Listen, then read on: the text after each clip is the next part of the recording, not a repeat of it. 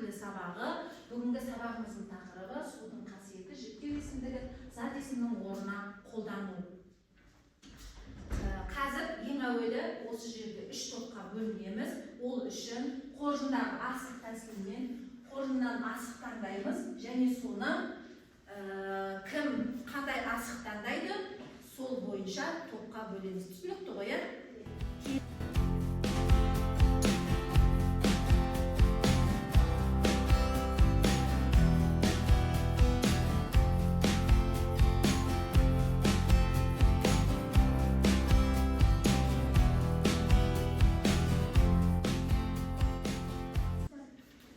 Мына жаққа қызыл асықтар отырамыз.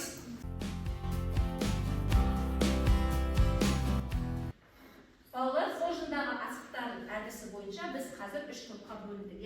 Сендер қызыл асықтар тобы боласыңдар, сендер сары асықтар тобы боласыңдар және сендер жасыл асықтар тобы боласыңдар. Тобымыздың атын осылай келісіп алайық. Жарай ма? Қызылдар, сарылар, жасылдар.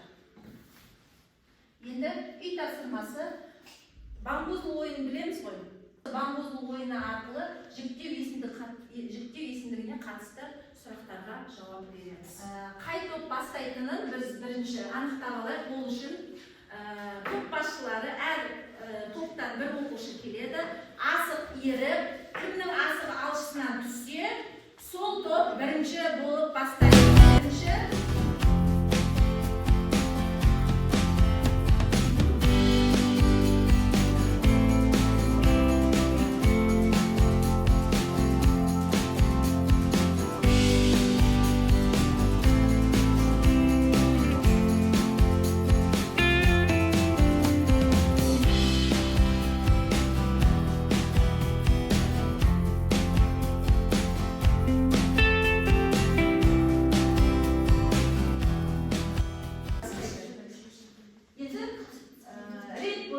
Бірінші сарылар, екінші қызылдар, үшінші жасылдар. Осы ретпен бамбузлы ойын ойнаймыз.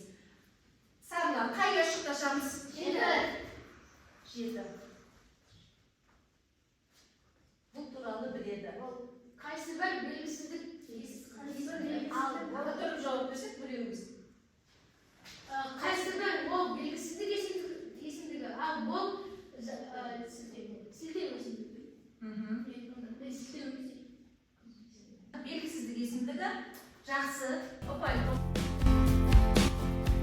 Келесі қызылдар. Қай ұшық? 10-ды таңдаймыз. Қос ұпай дейді. Сіздерге ұпай жоқ, сондықтан. Енді кезек жасылға. 2. Тең құқыққа ие. Осы жердегі есімдік және қандай түр? Барлық деген жапылау есімдік.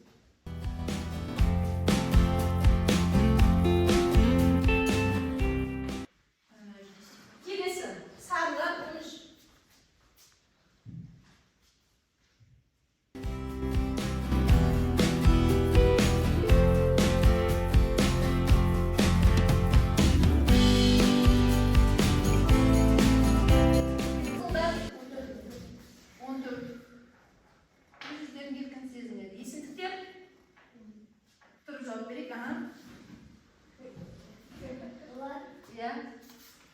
Қандай есімдік?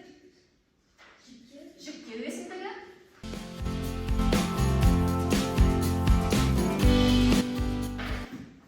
Яғни сарылар тобы жеңіске жетті.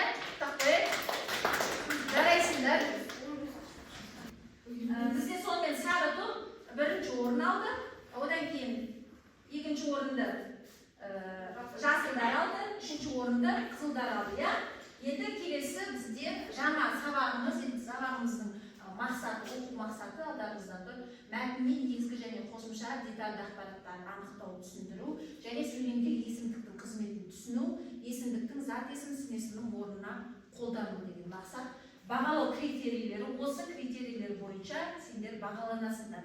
Ендеше сабаққа сәттілік. 3P әдісі. Бүгін біздің жаңа сабағымыз 3P әдісі арқылы өтеді. Ол 3 қадамнан тұрады. Соның бірінші қадамы, яғни жіктеу есімдігін еске түсіреміз. Бұл жерде блокет ойынын ойнаймыз. алдарында тұрған ноутбуктардан 3 топтасып ойнаймыз. Сендердің нәтижелері тақтада көрініп тұрады. Бұған алаңдамаймыз, алдымыздағы ноутбукқа қарап, қосайық кәне ноутбукты. Сол жерден Лукет сайтына кіреміз.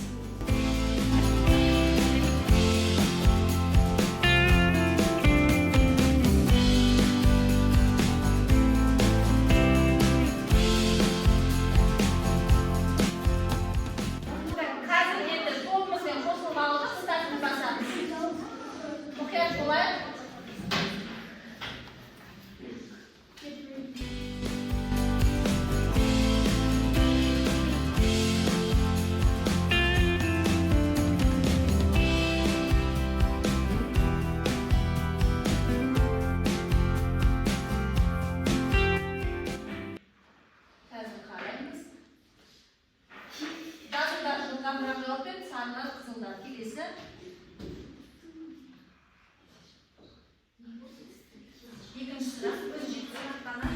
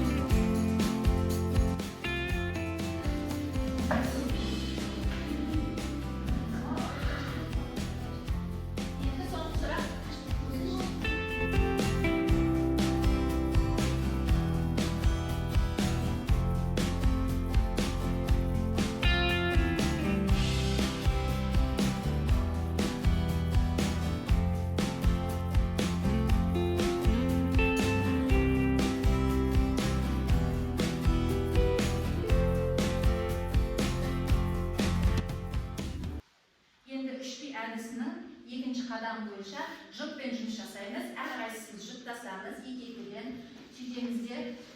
Мен қазір мәтін беремін, сол мәтін бойынша тапсырмаларды орындаймыз. Екінші тапсырмамызды. Ол үшін қазір әр жұпқа бір-бір мәтіннен таратамын. Оны дәптерге бірінші аз, одан кейін әсімен қосып, осы қағазға орындаймыз.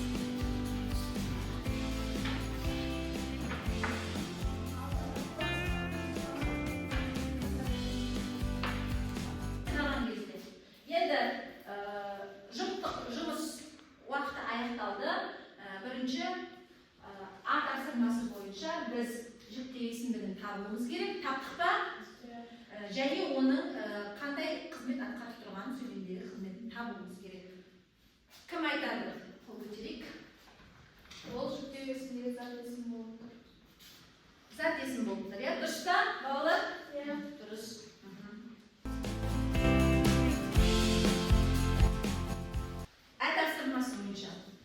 Тапсырмасы бойынша негізгі қосымша ақпараттарды анықтау керек едік. Анықтай алдық па? Қай жұптан сұрасақ болады? Көп сөйлемей отырған. Сендерден бірінші сұрайық.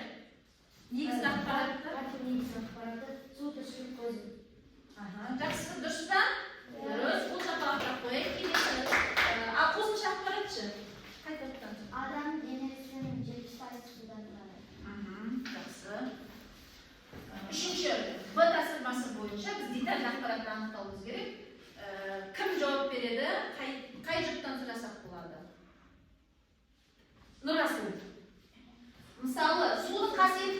Үлкен ғалым кім? Эволюция мақсат. Дұрыс па? Иә. Жақсы.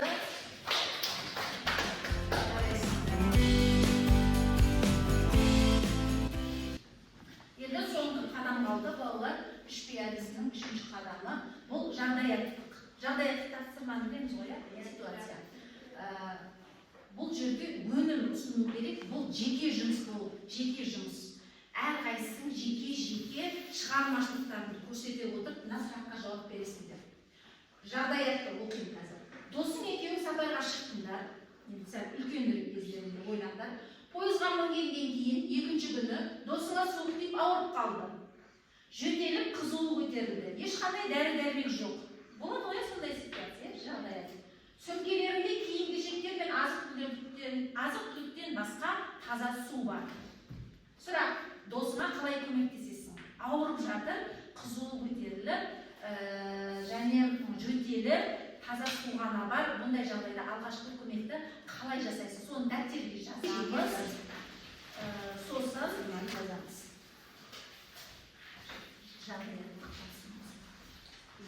Жағдаят. Мен досыма көмектесу үшін таза суды мұздатып, досымның маңдайына қоятын едім. Жағдаяттық тапсырманы өте жақсы орындап шықты. Сендерге жақсы деген баға қоямыз. Енді келесі бізде кері байланыс. Кері байланыс үшін сендер 3 әдісі арқылы кері байланыс бересіңдер. Яғни қызық, құнды және қиын болған тұстар бүгінгі сабақта. Қызық тұсы қандай, қиын тұсы қандай және құнды тұсы қандай. Осыған стикерге жазып, жауап бересіңдер. Мына жерге келіп жасырасыңдар. Түсіндік? Қалауларынша әрқайсының 2 стикер, 3 стикер алып алады.